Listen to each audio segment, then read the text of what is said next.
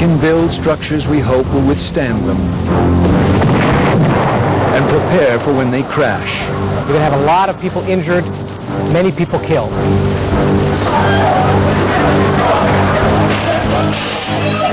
But earthquakes remain the most unpredictable force of Earth's fury.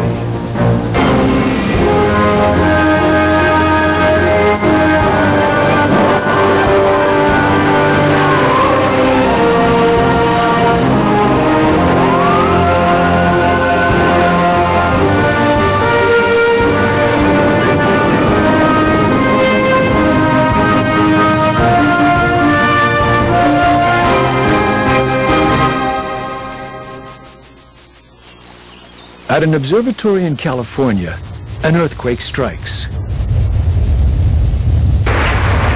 Holy shit! Holy shit! Oh my God! Holy cow! It was a larger earthquake. All right. All this astronomer can think of is escape. I'm on my way out! Top floor! What happened to the dome? Destroyed. What do you go? Go! Go! Come on! It may fall off! Go!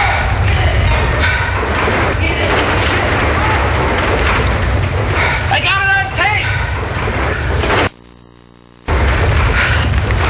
Oh! Shit! I got it on tape! As he races from his observatory, the ground beneath his feet appears to crack. Move it! Come on! This is only a moderate aftershock that hurt no one. When larger earthquakes strike densely populated areas, the results can be devastating. San Francisco, October 17, 1989. The talk of the town this day is of baseball. It's the third game of the World Series, and the city is buzzing with excitement. At 5:04 p.m., the excitement suddenly turns to terror. Can you feel that? There goes the lights.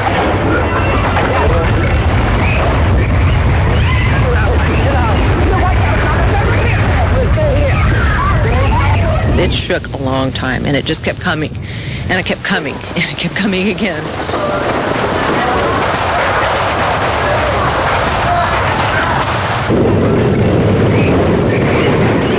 There was a loud roaring sound at the same time the building started to collapse. And as I stood in the doorway to hold on, the ceiling came down and the walls came together, sort of like an accordion.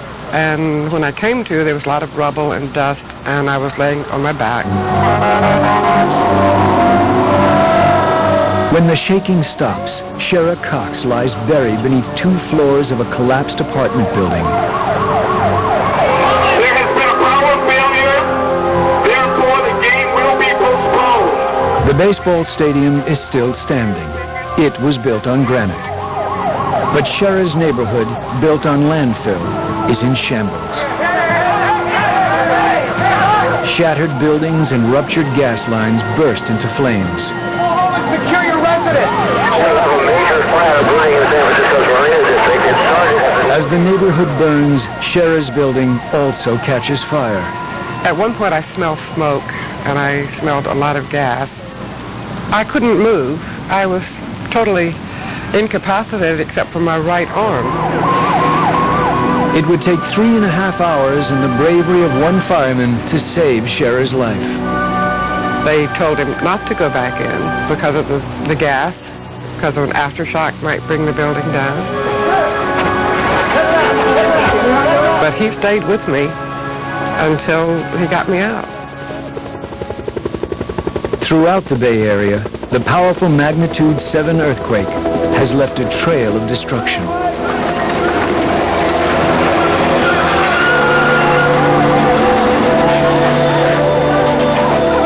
It is the strongest earthquake to hit the region in nearly a century. But nowhere is its lethal force more evident than along one of the Bay Area's main expressways. They have cars and trucks that are smashed completely. I don't know how the hell we're going to get them out. Okay? We have one woman who's unconscious, bleeding from the head. She is breathing. She's got a pulse. They have The shock tore through a mile-long section of the elevated road as commuters like Kathy Scarpa headed home from work. And I remember looking straight ahead, and instead of now having freeway, there was a rise of concrete, almost like a tidal wave. I just remember thinking, oh my God, brace yourselves, we're in trouble. The booms and the thunderous sounds were the worst.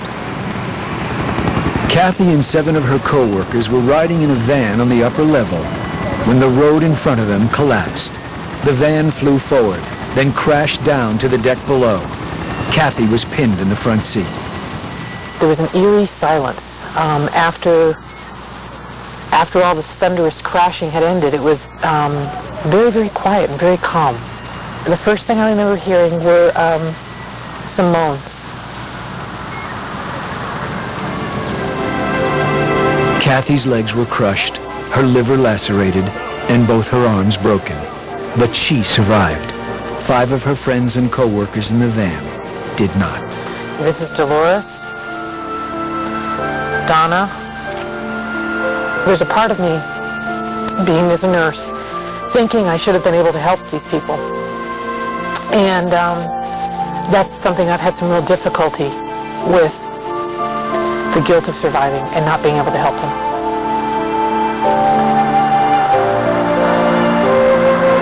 That is the most difficult. In all, 59 people died on a 1-mile stretch of freeway. An earthquake is one of the most powerful forces in nature. A large one, like a magnitude 7, can unleash as much energy as a 1 megaton nuclear explosion. Quakes are caused by the movement of the Earth's crustal plates. Here along the San Andreas fault line in California, 2 plates are grinding and jerking past each other at a rate of about 2 inches a year. In other parts of the world, these plates, which float above the Earth's hot mantle, are sliding beneath each other in a process called subduction. This can trigger massive earthquakes, like this one, which crashed building facades in downtown Anchorage, Alaska in 1964 during the biggest earthquake ever to hit North America. The 9.2 shock was enormous.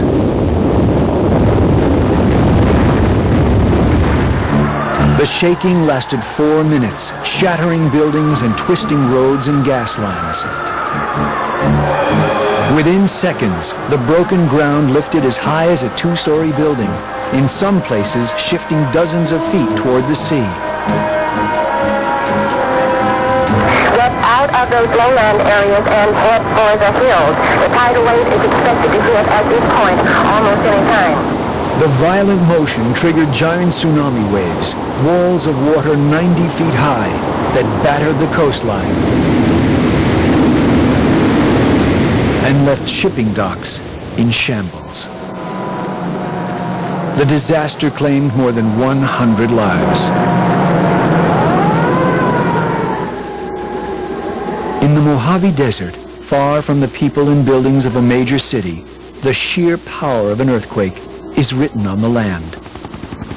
The Emerson Fault, one of many that carved through this arid terrain, had been dormant for thousands of years.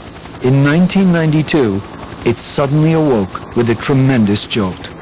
Those of us who felt it, we felt several distinct periods of strong shaking. Okay, so let's take it from up here. Yep. Geologist Kerry C. felt it 120 miles from the epicenter. When he arrived here with colleague Charlie Rubin, they were awed by the extent of the ground shift. The Earth had moved with such force, the ground dropped 6 feet in some places and shifted horizontally another 15 feet. This area right here is one of the places where a lot of energy was released. We can see that also by looking at the surface and seeing that some of the biggest offsets occurred right here. But even more disturbing was the manner in which it moved. The earthquake ruptured along several faults. Like a domino effect, the energy leaped from fault to fault, increasing the power of the earthquake. That's important because we used to think that a small fault, small earthquake. Moderate-sized fault, moderate-sized earthquake. Big fault like the San Andreas, big earthquake. Now we know that small faults can link up to produce a big earthquake. And that's important for Los Angeles, because we have many small faults in Los Angeles. If this event had happened beneath Los Angeles, we probably would be looking at $500 billion in damage. The power of an earthquake can change the course of one's life in a second. But it is the power of the human spirit that allows us to triumph over disaster. I'll still feel the pain and the hurt and the loss of my friends. But it has gotten easier. The pain has gotten so much better. I mean, it's dramatic. Everybody has emotional struggles and things like this, but people were so wonderful. It's just amazing how everybody pulled together.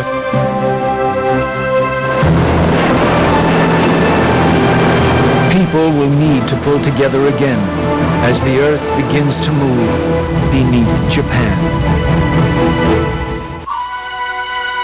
In the pre-dawn hours of January 17, 1995, most of Kobe, Japan is sleeping. Suddenly, an earthquake strikes.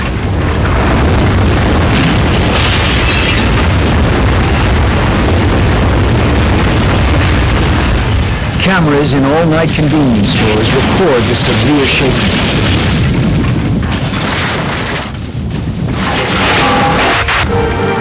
Within minutes, ruptured gas lines.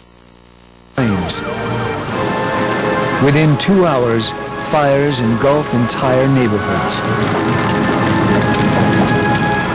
The earthquake triggers a disaster of devastating proportions. When the smoke clears, the human toll is staggering. 5,500 people are dead, and Japan is in shock. The major infrastructure, roads, highways, bridges were all damaged. Gridlock was extensive, and fire rescue personnel, ambulances, they couldn't get to the scene. Mark Ghilarducci is a search and rescue team commander from California. He was at a conference in Japan when the earthquake jolted him out of bed. And it was almost unbelievable that, I traveled all this way to Japan and now am right in the center of one of the largest earthquakes to hit a metropolitan area in the history of Japan. It was very frightening. Although the country lies in one of the world's most seismically active regions, the extent of the destruction in Kobe dissipated.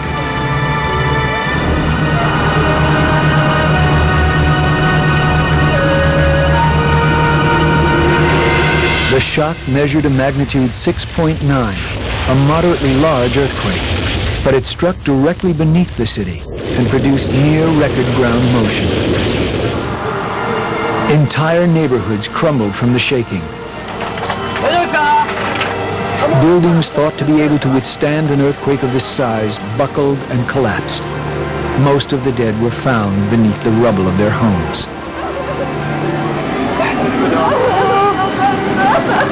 In a country with one of the most advanced earthquake building codes, how could so many structures fail? What contributed to the tremendous damage in Kobe was a combination of structural vulnerability, very strong ground shaking, and problems with soils. James Goltz was also in Japan when the earthquake hit. He is a policy analyst who specializes in earthquake hazards. There were clearly residential structures and other buildings that were badly damaged or collapsed, which did not meet the current building code. Those buildings were vulnerable, and when the ground motion of that earthquake struck those buildings, they collapsed or they were very badly damaged. As the drama unfolded in Kobe, Californians paid particular attention. 1 year earlier to the day, Los Angeles suffered an earthquake with eerie similarities.